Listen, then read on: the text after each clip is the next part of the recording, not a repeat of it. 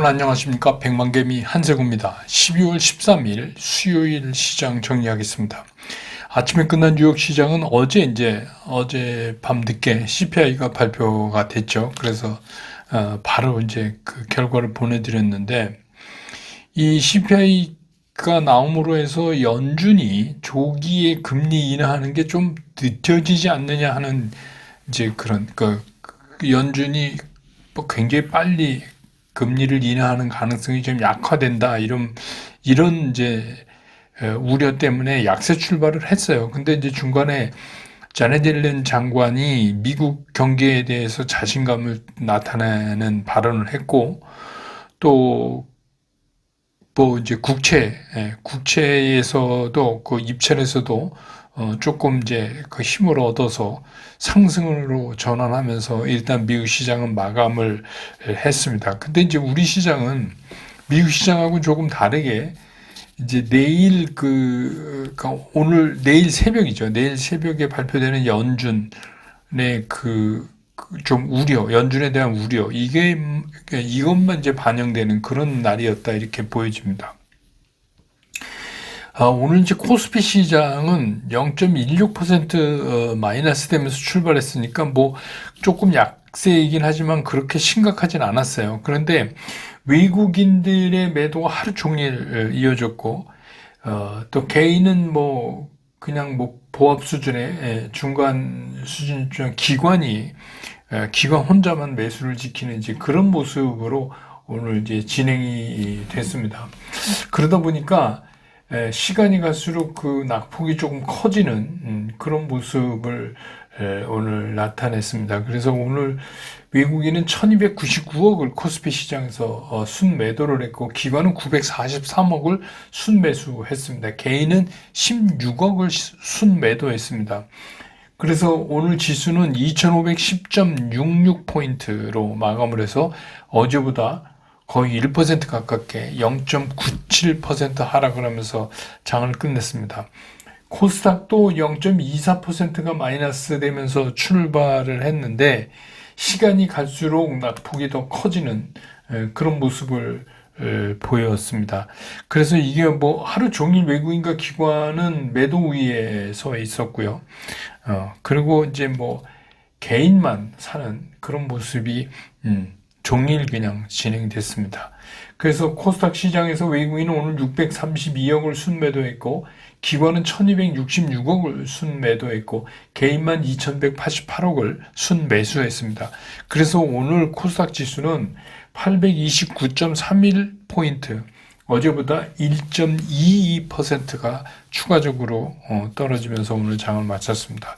기술적으로도 마찬가지입니다. 오늘 이제 양 시장이 모두 음봉이 출현했어요. 그래서 그 전에 이틀 동안 이제 도지 현상이 이렇게 나타나잖아요. 그러면서 이제 우리가 이제 도지가 나타나면 지금까지 오던 방향을 선회한다 이랬는데, 이틀을 이렇게 뛰면서 약간 갭상승 같은 도지를 2개 만들고 오늘 이제 드디어 방향이 바뀌는 그런 모습을 보여줬고, 코스닥도 역시 이제 오늘 음봉을 깊게 만들면서 조금 불안정한 그런 모습. 그러니까 이제 이게 말씀드렸던 대로 변동성이죠. 이번 주는 이제 계속 아마 이제 이번 주에 이게 가장 큰 변동성이 되지 않을까, 이런 생각이 듭니다. 어제 이제 댓글에 어떤 분이 도지가 뭡니까? 이제 그런 말을 물어오셨어요. 근데 이거 이제 브런치 카페에서도 제가 말씀드려 놓은 거니까 한번 보세요. 일봉 어떻게 보나. 우리가 이제 십자 모양으로 됐을 때 이거를 도지라고 이렇게 얘기를 하고, 끝 밑에 이제 이렇게 꼬리가 달리는 위로 향하는 그런 이제 일봉이 구성되면 이건 이제 드래곤 플라이라고 그럽니다. 용이 올라가는 것처럼. 반대로 이제 밑에로 하면서 위로 꼬리가 달리면 이게 이제 그레이브스톤이라고 그러고, 꼭 묘지에 이렇게 묘비 세운 것 같잖아요. 느낌도 그렇고 이제 별로 이제 좋은 거 아니죠. 위에 꼬리가 달리면. 그렇게 이제 우리가 부르고 있습니다. 그래서 이제 그것들이 각각 성격이 어떻게 하고 그 다음에 어떤 현상이 일어나는가, 이거 전부 제가 해놨습니다. 그러니까 그거 한번 찾아서 보시기 바랍니다. 그 다음에 오늘 환율은 1319원 90전에 끝났어요. 5원 90전이 다시 올랐습니다. 시총 상위에서 보면 오늘 외국인들은 SK 하이닉스 450억 순매수, 현대차 100억, 기아 48억 이거를 제외하고는 전부 팔았습니다. 삼성전자도 440억 팔고, 반면에 이제 기관은 삼성전자를 717억 순매수했고, SK 하이닉스도 114억 순매수했고, 기아 40억 순매수, 네이버 43억 순매수 이렇게 했습니다. 그래서 외국인과 기관이 동시에 산 건 SK 하이닉스, 기아 이렇게 두 종목입니다. 그 다음에 이제 코스닥에서 보면 에코프로비엠, 에코프로, LNF 이렇게 보면 외국인들은 에코프로는 오늘 팔았어요. 에코프로비엠 238억, 에코프로 160억 순매도했고 LNF만 110억을 순매수했습니다. 반면에 기관은 세 종목을 다 팔았어요. 에코프로비엠 247억, 에코프로 49억, LNF 162억을 순매도를 했습니다.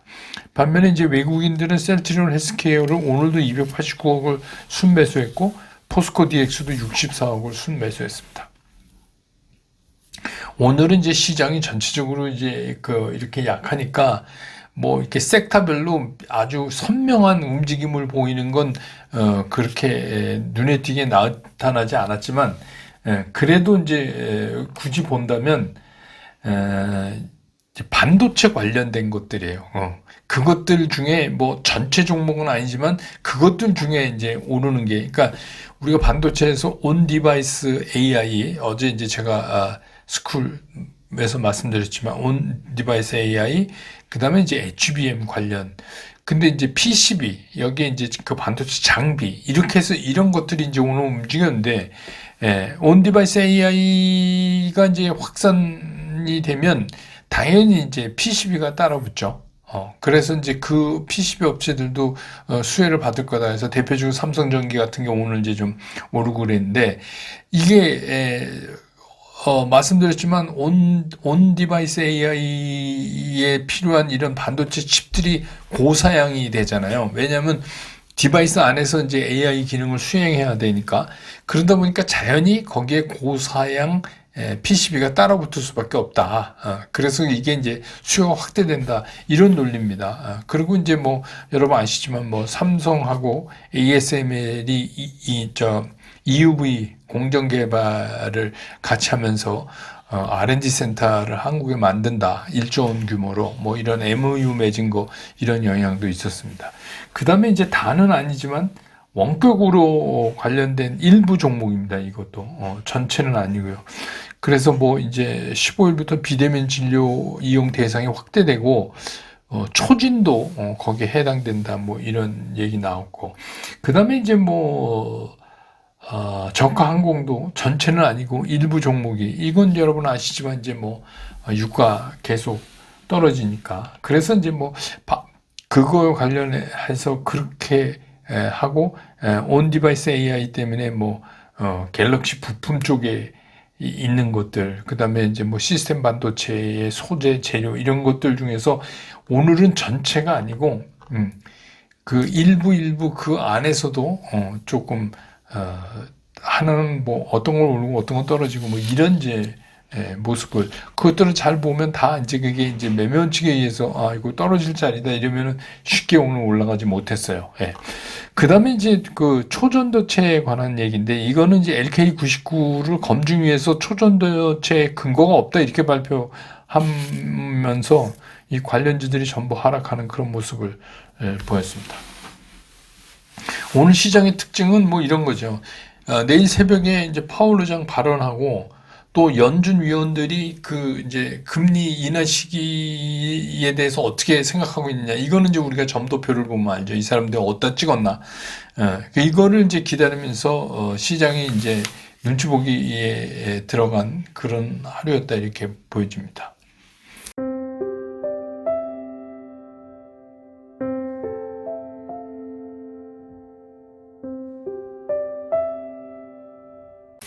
시장 얘기를 좀 해보면 이런 거죠. 제가 이제 이번 주는 이런 지표들 발표 뭐 이런 이벤트들이 많기 때문에 그 어떤 주간보다 변동성이 굉장히 클 거다 이렇게 이제 그 주 시작하면서 이미 말씀드렸지만, 이제 오늘 이제 수요일에 드디어 이제 11월 어제 소비자 물가지수 CPI가 발표가 됐는데 대체적으로 뭐 예상 수치에 부합하는 그런 결과가 나왔어요. 그래서 뭐 전월 대비해서 0.1% 상승하니까 전년 대비로는 이제 3.2에서 3.1로 이렇게 떨어진 거잖아요. 둔화됐죠. 그러니까 뭐 그거는 나쁘다고 볼 수가 없는데 좋은 건데 식품과 에너지 이거를 뺀 이제 우리 코어 근원 CPI가 0.3%를 상승해서 전년 대비해서 4%로 이것도 예상하고 부합이 됐어요. 그런데 이제 중요한 건 뭐냐면 시장에서는 그동안 이제 계속해서 지금 가솔린 가격이 떨어지잖아요. 그러니까 가솔린 가격과 뭐 주거비 그런 것들을 감안해 보면 이게 시장의 컨센서스보다 더 떨어져야지 되는 거 아니냐. 그렇게 생각했는데 그냥 부합 정도면 그렇게 인플레이션이 팍팍 잡혀간다고 보기 좀 어렵지 않느냐. 그렇다면 금리도 조금 우리가 생각하는 것보다 인하가 늦어질 수 있지 않냐. 뭐 이런 생각 때문에 국채금리 하락폭이 좀 축소되는 이제 그런 모습도 조금 보였었어요. 그런데 이제 주거비가 전년 대비해서 6.7에서 6.5로 내려온 거는 사실이에요. 내려왔는데 이 6.5%라는 게 아직도 높은 거예요.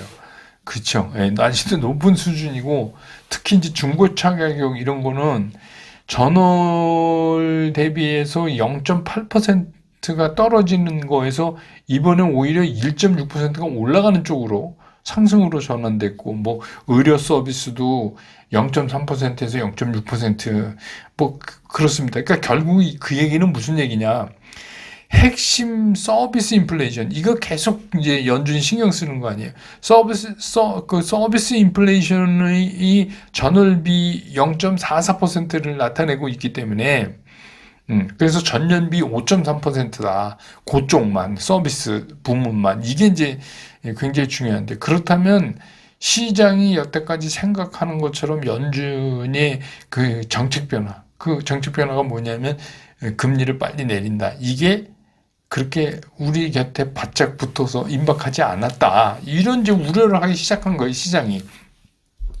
처음에 이제 CPI 딱 나왔을 때 전체 수치보다 각각 안에 이제 내용을 보니까 이거 아닌데 이제 이런 생각이 들기 시작을 한 거죠. 그런데 그러다 보니까 이제 요런 것 때문에 서비스 부문의 인플레이션 이런 것 때문에 내일 새벽에 파월 의장이 이제 뭐 발언을 하면서 이제 왜냐하면 파월 의장 그 발언 속에서 뭔가를 잡아내려고 시장은 이제 그럴 텐데 뭐 예컨대 무슨 인플레이션하고 전쟁은 아직 끝난 거 아니다. 뭐 요런 약간 그 매파적인 그 뉘앙스가 여기 실려버리면 이건 또 시장은 이제 좀 골치 아프죠. 그러니까 이제 그거를 시장이 걱정하기 시작을 한 거예요. 근데 이제 미국 시장은 어제 이제 그나마 자넷 옐런 장관이 미국 경제는 껐떡없다. 그래서 뭐 좀 자신감을 나타낸 것 때문에 시장이 조금 주저앉지는 않았어요. 이런 걱정이 있음에도 왜냐하면 시작할 때는 오히려 걱정으로 좀 낮게 시작을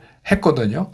왜냐하면 CPI 발표를 보고서 이제 시작이 된 건데 그리고 이제 중간에 장 후반에 그 30년 국채 응찰률이 그 12개월 평균을 뛰어넘었어요. 그러니까 2.38배인데 이게 2.43배로 이렇게 뛰어 올랐어요. 그러니까 그렇게 되다 보니까 시장이 조금 더 이렇게 밀어 올리는 그래서 이제 뭐 시장 입장에서는 이렇게 생각한 거죠. 금리야 뭐 어차피 내려갈 건데 지금 또 올릴 수는 없고 그러니까 이번엔 동결인데 시장이 걱정하는 건 이제 언제부터 내리느냐 이거였는데 근데 뭐 그게 조금 틀려진더라도 뭐 어쨌거나 금리는 내려갈 거다.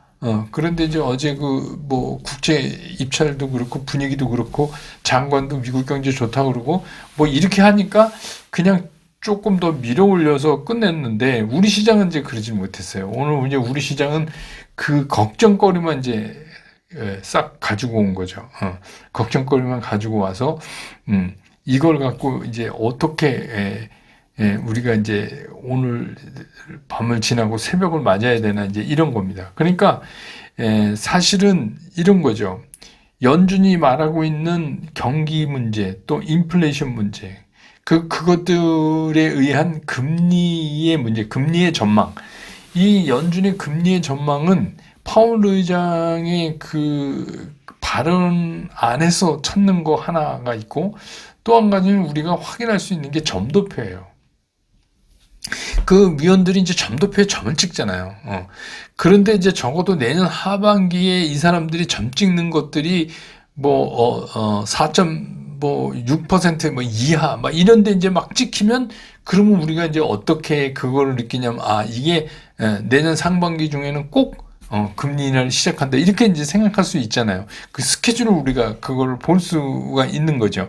그래서 온통 이제 거기에 지금 초점이 맞춰져 있기 때문에, 그 내일 새벽을 이제 기다리는 거죠. 근데 이제 그 제가 지금 말씀드린 것처럼 그 연준 위원들의 그 이렇게 또 그 이렇게 점 찍은 게 전부 그 내년 하반기에 4.6% 금리가 그 이하로 이렇게 찍히면 얼마나 좋겠어요. 그런데 만약에 이제 그게 아니다, 뭐 한두 사람 찍고 그런 거 없다, 뭐 이렇게 되면 이게 또 시장이 또 한 번의 변동성을 겪게 이제 생긴 거죠. 그래서 저는 이제 뭐 좋은 결과를 뭐 다 저뿐만이 아니라 다 이제 기대를 하죠. 이제 금리나, 왜냐하면 주식 시장에서는 그게 중요하니까. 그래서 하겠지만, 뭐 기대한다고 그게 되는 건 아닌데, 어쨌든 간 이거는 뭐, 알 수가 없는 것 같아요. 그래서 어쨌든 간 새벽에 발표되는 점도표에서, 여러분들은 뭐 내일 아침 일찍, 장 열리기 전에 아실 수 있겠지만, 어떻게 이제 될 것인가. 이게 이제 굉장히 중요하고, 저도 오늘 뭐 참 잘 못 자게 생겼어요. 그런데 어쨌든 간, 그렇게 해서, 내일이 지나면 또 하나의 그 변동성 이벤트가 이제 지나고, 이제 주말로 가는 거죠. 그러면서 이제 고용이라든지 다른 거, 인플레이션 기대 심리 이런 지표를 또 이제 봐야 되는 겁니다. 그러니까 어쨌든간 이번 주가 굉장히 변동성이 심하다 이렇게 말씀드렸으니까 이번 주는 계속 그렇게 흘러가지 않을까, 이렇게 생각이 듭니다. 오늘 시장 정리 이렇게 마치고 저는 또 내일 장 끝난 다음에 다시 여러분 곁으로 돌아오겠습니다. 여러분 고맙습니다.